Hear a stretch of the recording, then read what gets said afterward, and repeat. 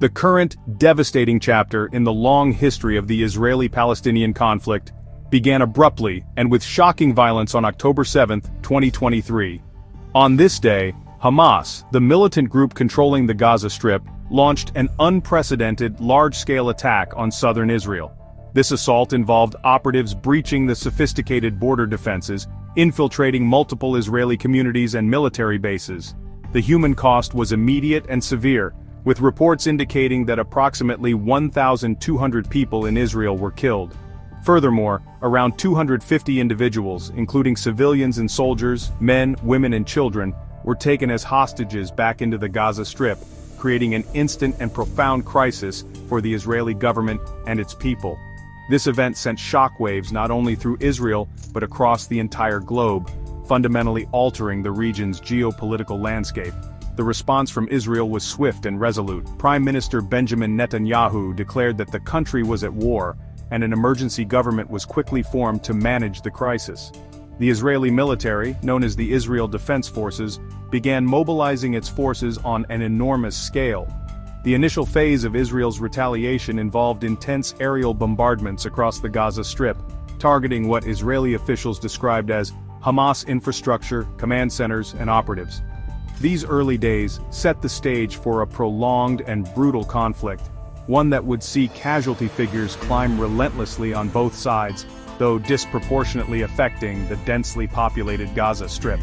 The rhetoric from all parties involved hardened, suggesting that any swift resolution or return to the previous status quo was highly unlikely.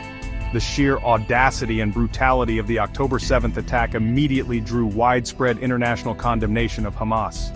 Many world leaders affirmed Israel's right to defend itself against such aggression. However, even in these initial stages, concerns began to be voiced by international organizations and some governments regarding the potential humanitarian consequences of a full-scale Israeli military operation in Gaza. The Gaza Strip, a small, densely packed coastal enclave, was already facing significant economic and social challenges due to a long-standing blockade imposed by Israel and Egypt. The prospect of an intensified conflict raised fears of a catastrophic humanitarian situation for its more than 2 million residents, many of whom are refugees and children. As Israel prepared for a ground offensive, the world watched with bated breath. On October 13, 2023, the Israeli military issued a controversial order for over 1 million residents of Gaza City and the northern Gaza Strip to evacuate southward. This directive was presented as a measure to protect civilians, but it triggered widespread panic and displacement, as Gazans faced immense difficulties in moving due to damaged infrastructure, lack of transportation, and the sheer scale of the exodus. International aid agencies warned that such a mass evacuation under active bombardment was virtually impossible and would exacerbate the already dire humanitarian conditions. This marked the beginning of a massive internal displacement crisis within Gaza, a crisis that would only grow in the months to come. Following the October 7th attacks and the commencement of Israel's military operations, the humanitarian situation in the Gaza Strip rapidly deteriorated into a full-blown catastrophe. Even before this escalation, Gaza was heavily reliant on international aid for basic necessities, a consequence of years of blockade. The intensification of the conflict, however, saw a severe tightening of restrictions on the entry of essential goods. Reports from numerous international bodies, including the United Nations and various non-governmental organizations, quickly began to paint a grim picture of widespread suffering. Food, clean water, medicine and fuel became desperately scarce commodities for the vast majority of Gaza's population, which found itself trapped in an increasingly unlivable environment under constant threat of bombardment. The denial and severe restriction of access to life-sustaining supplies became a central feature of the crisis. Numerous sources, including human rights organizations, documented Israel's initial and, for extended periods, continued refusal to allow adequate quantities of humanitarian aid into the Strip. This included basics like flour, baby formula, and critical medical supplies. Hospitals, already struggling, found themselves overwhelmed with casualties, and critically short of everything from anesthesia to bandages and fuel to run their generators. The lack of clean water led to mounting concerns about the spread of waterborne diseases, further compounding the misery for a population already facing immense trauma and loss. The collective impact was a rapid decline in public health and safety. the statistics emerging from Gaza became increasingly alarming. By January 2024, less than 4 months into the conflict, the reported death toll in Gaza had already surpassed 30,000 people, with a significant majority identified as women and children according to the Gazan Health Ministry. This figure continued its grim ascent, exceeding 45,000 by mid-December 2024, and tragically, surpassing 50,000 by March 2025, particularly after a ceasefire that had offered a brief respite collapsed, leading to renewed Israeli airstrikes and ground operations. Médecins Sans Frontières, a respected international medical charity, went as far as declaring Gaza a mass grave in April 2025, a stark testament to the scale of death and the extreme difficulty in providing even basic humanitarian assistance amidst the ongoing hostilities and restrictions. The plight of children in Gaza has been particularly heart-wrenching. UNICEF and other child protection agencies repeatedly warned of the devastating impact of the conflict on the young, who constitute nearly half of Gaza's population. Malnutrition rates among children soared, with reports of starvation in the hardest-hit northern areas. The psychological trauma inflicted by constant fear, loss of family members, displacement, and the witnessing of horrific violence is expected to have profound and long-lasting consequences for an entire generation. Access to education ceased entirely, and safe spaces for children disappeared, leaving them exceptionally vulnerable to the physical and emotional scars of war, a situation that many observers fear will fuel future cycles of despair and conflict. The blockade of the Gaza Strip, enforced by Israel and Egypt long before the October 2023 escalation, was dramatically intensified in the aftermath of the Hamas attack. Israel declared a complete siege, explicitly stating that no electricity, no food, no water, and no fuel would be allowed into the territory. While some aid eventually began to trickle in following intense international pressure, the volume remained consistently far below pre-conflict levels, and woefully inadequate to meet the soaring needs of a desperate population. The mechanisms for aid delivery were complex and fraught with obstacles, including rigorous inspection processes, imposed by Israeli authorities at the few operational crossing points, primarily Kerem Shalom and Rafah. These inspections often led to significant delays and the rejection of items deemed dual use, further hampering relief efforts. The consequences of this intensified blockade were immediate and devastating for Gaza's civilians. The lack of fuel crippled essential services, including hospitals which relied on generators amidst power cuts, water desalination plants, and sewage treatment facilities. This led to a catastrophic public health crisis, with raw sewage flowing in the streets and a severe scarcity of potable water. Food shortages became acute, particularly in northern Gaza, which was largely cut off from aid deliveries for extended periods. Reports of families resorting to desperate measures, such as grinding animal feed for flour or foraging for wild plants, became commonplace. The United Nations and other aid agencies repeatedly warned of impending famine if conditions did not improve drastically, and access was not significantly expanded. Specific incidents highlighted the perilous environment for aid delivery and the insufficiency of the aid permitted. On April 1, 2024, a particularly tragic event occurred when an Israeli airstrike killed 7 aid workers from World Central Kitchen, an organization that had been playing a crucial role in providing meals to starving Gazans. This incident prompted widespread international outrage and led several aid organizations to temporarily suspend their operations, further exacerbating the crisis.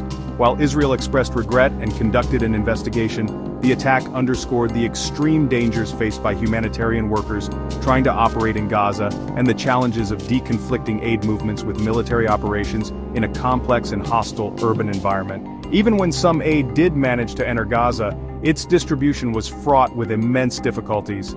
The breakdown of law and order in many parts of the Strip, the destruction of infrastructure including roads, and ongoing military activities made it incredibly risky and challenging for aid agencies to reach those most in need, especially in the northern regions. There were numerous reports of aid convoys being delayed, shot at, or looted out of sheer desperation. The United Nations repeatedly called for safe, unimpeded, and sustained humanitarian access to all parts of Gaza, emphasizing that piecemeal efforts were insufficient. In late May 2025, while Israel announced the resumption of limited aid entry, UN officials and aid organizations swiftly criticized it as entirely inadequate to address the scale of the unfolding human tragedy. Throughout the conflict, human rights organizations, both local and international, played a crucial role in documenting the rapidly deteriorating situation in Gaza and advocating for the protection of civilians. These groups tirelessly collected testimonies, satellite imagery, and other forms of evidence to report on alleged violations of international humanitarian law by all parties. Their reports frequently highlighted the devastating impact of Israeli military operations on civilians, including high casualty rates, the destruction of homes and critical infrastructure, and the severe restrictions on humanitarian aid. Organizations like Amnesty International, Human Rights Watch, and B'Tselem issued urgent appeals for ceasefires, unimpeded aid access, and accountability for violations, seeking to mobilize international public opinion and pressure governments to act. A significant focus of these organizations was the dire need for humanitarian aid to reach the civilian population, particularly in the northern parts of Gaza, which faced the most severe shortages. In March 2024, a coalition of human rights groups took legal action, petitioning the Israeli High Court of Justice to compel Israeli authorities to allow humanitarian aid to flow freely and in sufficient quantities into all areas of the Strip. They presented evidence of looming famine and the catastrophic health crisis. This legal challenge aimed to force a change in Israeli policy, which they argued was directly contributing to the immense suffering of Gazan civilians and potentially violating international legal obligations regarding the provision of essential supplies to an occupied population or a population affected by conflict. Beyond the issue of general aid, human rights organizations also raised specific concerns about medical evacuations for Gazans requiring life-saving treatment unavailable within the besieged Strip. With Gaza's healthcare system collapsing under the strain of war, thousands of patients with critical injuries or severe illnesses like cancer faced dire prognoses. A petition was brought before the Israeli High Court in June 2024, seeking to facilitate the exit of these patients. However, the process remained slow and restrictive. By March 2025, the court deemed this particular petition obsolete, citing new state regulations for patient discharge, which authorities claimed involved a special mechanism, though concerns persisted about the efficacy and accessibility of such procedures for the vast numbers needing urgent care. The consistent and often harrowing reports from these organizations provided a vital counter-narrative to official state accounts of the conflict. They underscored the human cost of the war, putting faces and stories to the staggering statistics of death and displacement. Groups like Médecins Sans Frontières, with their direct experience of working in Gaza's overwhelmed hospitals, offered powerful testimonies about the scale of injuries, the lack of medical supplies, and the impossible conditions under which doctors were forced to operate. Their stark declaration in April 2025 that Gaza had become a mass grave due to the lack of aid resonated globally, emphasizing the extreme urgency of the humanitarian imperative to save lives and alleviate suffering. Section 5. Israel's Judiciary Under Scrutiny, Navigating Wartime Petitions. The Israeli High Court of Justice, often lauded in the past as a bastion of judicial independence, found itself under intense scrutiny for its handling of cases related to the Gaza conflict. Critics, including numerous human rights organizations and legal scholars, argued that the court largely deferred to the Israeli state's security considerations and government policies, particularly after the October 7th attacks. This deference, they contended, often resulted in the procrastination of rulings on sensitive petitions or their rejection on procedural grounds. Such actions, it was argued, effectively allowed controversial state practices to continue without robust judicial oversight, thereby diminishing its role as a check on executive power during wartime and failing to provide adequate remedies for alleged human rights violations. One key area of contention was the court's response to petitions concerning humanitarian aid to Gaza. Despite multiple appeals from human rights groups detailing the dire circumstances, the court's interventions were often seen as limited or delayed. For instance, regarding the March 2024 petition to compel Israeli authorities to allow more aid, especially to northern Gaza, a hearing was set, but substantive relief was not immediately forthcoming. Shockingly, in March 2025, the Israeli High Court rejected this petition. The court's reasoning included the argument that Israel does not exercise effective control over Gaza, and that the state claimed it was doing everything in its power to allow aid. This ruling came even after Israel had reportedly imposed an almost absolute blockade for 3 weeks prior, preventing nearly all humanitarian aid from entering. The judiciary's approach was also criticized in relation to the treatment and rights of Palestinian citizens of Israel. For example, an absolute prohibition was imposed by police on solidarity rallies condemning the war on Gaza within Arab towns in Israel. 3 separate petitions to the High Court seeking to overturn these police decisions preventing peaceful solidarity vigils were rejected. The court often cited police claims of manpower shortages or relied on secret police reports, as was the case in January 2025, when a petition against the rerouting of a march in an Arab town in Galilee was dismissed. Critics argued that these decisions disproportionately impacted the freedom of expression and assembly for Palestinian citizens of Israel, creating a chilling effect on dissent. Some analysts, like those at the Arab Center, Washington, D.C., suggested that the Israeli High Court's behavior, particularly its perceived reluctance to rule substantively against state actions in war-related cases, could be interpreted as an attempt to shield Israel from international legal scrutiny. By maintaining the appearance of an active and independent justice system addressing these contentious issues, even if the outcomes consistently favored the state's position, it could be argued that domestic remedies were being pursued. However, for many human rights advocates and those directly affected by the conflict, the court's performance during this period raised serious questions about its commitment to upholding fundamental rights and international law in times of national crisis, especially for Palestinians. Section 6. The Shadows of Detention. Gazans in Israeli custody. The outbreak of hostilities in October 2023 led to a significant increase in the number of Palestinians, particularly from Gaza, being detained by Israeli authorities. Since the war began, Israel arrested thousands of Gazans. As of July 2024, official Israeli reports indicated that over 4,200 individuals from Gaza were being held as detainees. Many of these detentions occurred under Israel's Unlawful Combatants Law of 2002, a controversial piece of legislation that allows for administrative detention without trial for individuals suspected of involvement in hostilities but not classified as prisoners of war. This law saw temporary amendments in December 2023, further extending detention periods and severely restricting access to legal counsel, raising grave concerns among human rights organizations. The amendments to the Unlawful Combatants Law, valid for up to 6 months, permitted detention for up to 45 days by temporary order before any judicial review, and up to 75 days before a detainee even saw a judge, often remotely. Crucially, access to a lawyer could be denied for as long as 180 days. Human rights organizations swiftly petitioned against these amendments in February 2024, arguing they violated fundamental due process rights. However, the Israeli High Court was accused of significant procrastination in hearing the case. Eventually, the amendments expired and were replaced by slightly lighter versions, for example, temporary detention reduced to 30 days, lawyer access banned to 45 days, but the core case against the principle of such extensive restrictions was still pending as of April 2025. Conditions in detention centers holding Gazan prisoners became a major point of concern. The SDE Taman Detention Center, a facility reportedly used to hold many of these detainees, came under particular fire. In May 2024, human rights organizations petitioned for its closure, citing alarming reports of systematic violations, inhumane conditions, the withholding of essential medical care, and, tragically, 27 reported deaths of detainees by the date of the petition.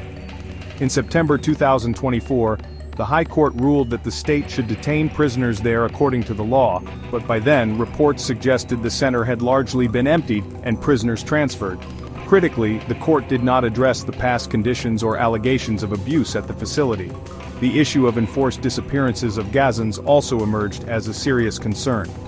Multiple petitions were filed with the Israeli High Court seeking information about the whereabouts of detained individuals. For instance, in October 11, 2023, petition to disclose the location of 2 Gaza journalists who went missing on October 7 was rejected on procedural grounds. Similarly, a December 2023 petition concerning 62 forcibly disappeared Gazans was rejected in February 2024, again on procedural grounds. Human rights groups accused the Israeli High Court of consistently using procrastination and procedural dismissals to avoid ruling on the substance of these enforced disappearance petitions. effectively allowing such practices to continue without a meaningful judicial deterrent or remedy for the families desperately seeking information.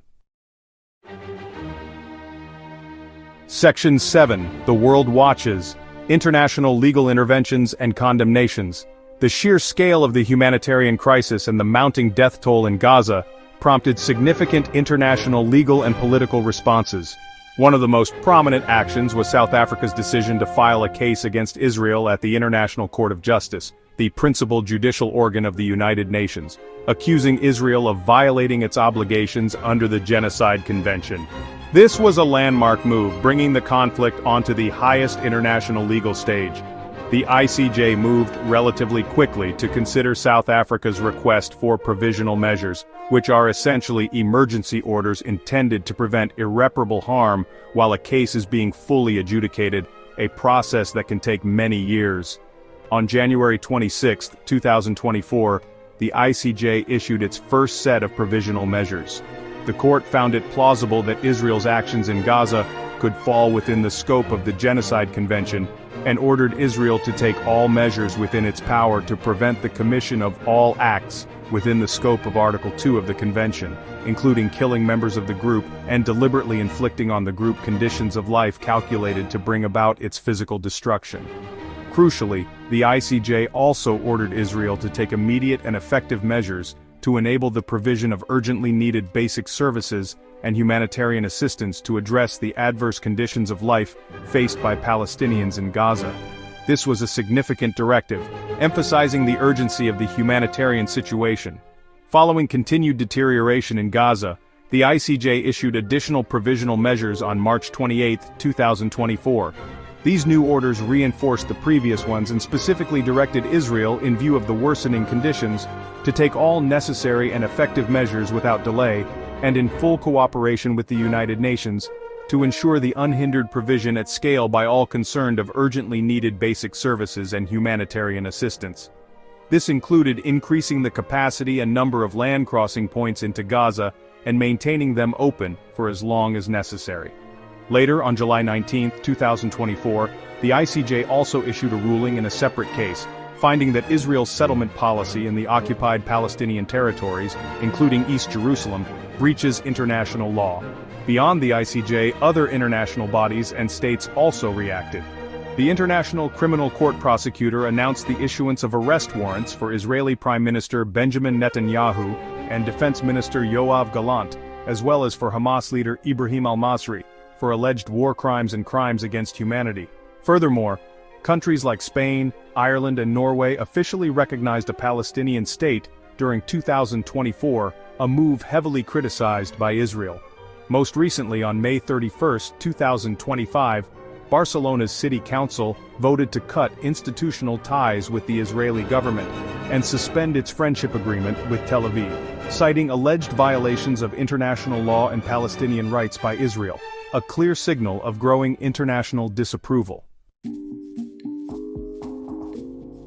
Section 8. Ripples beyond Gaza, regional escalation and internal Israeli dynamics. The conflict initially localized in Gaza and southern Israel did not remain contained for long. Its shockwaves rapidly spread across the wider Middle East, igniting pre-existing tensions and creating new flashpoints. The Houthi movement in Yemen, declaring solidarity with the Palestinians, began attacking commercial shipping in the Red Sea, a vital global trade artery. These attacks prompted retaliatory airstrikes by the United States and the United Kingdom against Houthi targets, starting in January 2024, demonstrating the conflict's capacity to disrupt international commerce and draw in global powers. The actions of the Houthis were explicitly linked to the war in Gaza, showcasing the interconnectedness of regional grievances. Tensions also flared dramatically between Israel and Iran, along with its allied group Hezbollah in Lebanon. April 2024 saw a significant escalation, with Israeli strikes targeting Iranian assets and personnel, followed by unprecedented direct retaliatory missile and drone attacks by Iran against Israel. Although these direct confrontations did not immediately spiral into an all-out war, they brought the region closer to a major conflagration than it had been in years. Throughout the conflict, cross-border fire between Israel and Hezbollah intensified, leading to civilian casualties and displacement on both sides of the Israeli-Lebanese border. The assassination of key leaders, such as Hamas's Ismail Haniyeh in Tehran in late July 2024, and Hezbollah's Hassan Nasrallah in Beirut in late September 2024, further heightened fears of a broader regional war. Within Israel itself, the war had profound societal and political impacts, including on its Palestinian citizens, who make up about 20% of the population. As mentioned earlier, authorities imposed severe restrictions on protests and expressions of solidarity with Gaza, particularly in Arab towns. Petitions to the Israeli High Court challenging these bans on demonstrations were largely rejected, with the court often citing security concerns or police manpower shortages. This suppression of dissent was seen by many Palestinian citizens of Israel and human rights groups as discriminatory and a violation of fundamental democratic freedoms, exacerbating feelings of alienation and marginalization within the Israeli state during a period of intense regional turmoil and heightened ethnic tensions. The Israeli government's policy of withholding the bodies of Palestinians who died in Israeli prisons or were killed by security forces, allegedly as bargaining chips for future negotiations, also continued and reportedly expanded after the war's outbreak. In June 2024, the Israeli War Cabinet approved the continued detention of the body of Walid Daqqa, a Palestinian political prisoner and novelist who died in custody.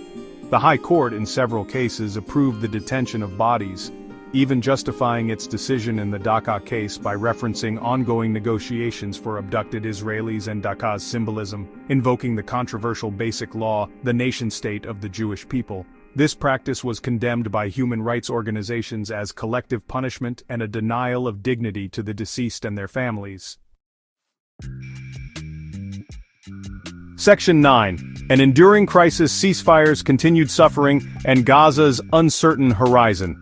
As of May 2025, the conflict in Gaza, ignited in October 2023, continues to cast a long and devastating shadow over the region, with the civilian population bearing the brunt of the unrelenting violence and deprivation. Despite numerous diplomatic efforts and international calls for peace, a sustainable resolution remains elusive. A brief ceasefire in late November 2023 allowed for a limited exchange of Israeli hostages for Palestinian detainees and a temporary increase in humanitarian aid. However, this respite was short-lived, and the war resumed with ferocious intensity on December 1, 2023, as Israeli forces launched a ground assault into southern Gaza, an area previously designated as a safe zone, further displacing hundreds of thousands. Throughout 2024 and into 2025, ceasefire negotiations, often mediated by countries like Egypt, Qatar, and the United States, repeatedly faltered. A glimmer of hope appeared in January 2025 when U.S. President Biden announced that a ceasefire deal was imminent, leading to a temporary cessation of hostilities that began on January 19, 2025, which included further releases of hostages and detainees. Yet, this fragile peace collapsed again in March 2025. Israeli airstrikes and ground operations in Gaza resumed, leading to another surge in casualties and deepening the already catastrophic humanitarian crisis. By this point, the death toll in Gaza had tragically surpassed 50,000, a staggering figure that underscores the sheer scale of human suffering. The international community's response has been characterized by strong condemnations of the violence and urgent calls for aid, but also by a failure to achieve a lasting cessation of hostilities or ensure accountability. The provisional measures ordered by the International Court of Justice, demanding Israel facilitate aid and prevent genocidal acts, have been repeatedly highlighted by human rights groups as insufficiently implemented. The humanitarian situation remains dire, with widespread famine conditions reported, particularly in northern Gaza. Médecins Sans Frontières' declaration in April 2025 that Gaza was a mass grave due to the lack of aid access served as a horrifying indictment of the ongoing failure to protect civilians. As of late May 2025, ceasefire talks have reportedly resumed in Qatar, but optimism is heavily tempered by past failures. Looking ahead from our vantage point on May 31, 2025, the future for Gaza's civilian population appears exceptionally bleak. The infrastructure of the Strip lies in ruins, its economy decimated, and its society traumatized by unprecedented levels of death, destruction, and displacement. The recent announcement by the Israeli government on May 5, 2025, of plans to occupy Gaza indefinitely further complicates any prospects for a peaceful resolution or Palestinian self-determination.